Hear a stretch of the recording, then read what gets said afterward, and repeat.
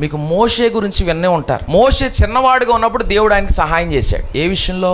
మంత్రసానుల నుండి, 2 ఆఫీసర్ల నుండి, తర్వాత ముసళ్ళ నోట నుండి, తర్వాత ఫరో కుమార్తెకు కూడా కోపం రాకుండా ప్రేమ వచ్చేటట్టు చేశాడు. ఇప్పుడు శత్రువు ఇంట్లో పెరుగుతున్నాడు మోషే, బాగానే ఉంది. 40 సంవత్సరాలు విద్య నేర్చుకున్నాడు, బాగుంది. ఇప్పుడు దేవుడు ఒక్క రాత్రిలో అతని గుండెల్లో ఒక ప్రేరణ కలుగు చేశాడు. ఏంటో తెలుసా? ఐగుప్తు సుఖభోగాల కంటే దేవుని ప్రజలతో కూడా నిందను అనుభవించడమే మేలు అనుకొని 40 సంవత్సరాలు రాజరికాన్ని, సింహాసనాన్ని విడిచిపెట్టి అరణ్యంలోకి వెళ్ళిపోయాడు. 40 సంవత్సరాలు.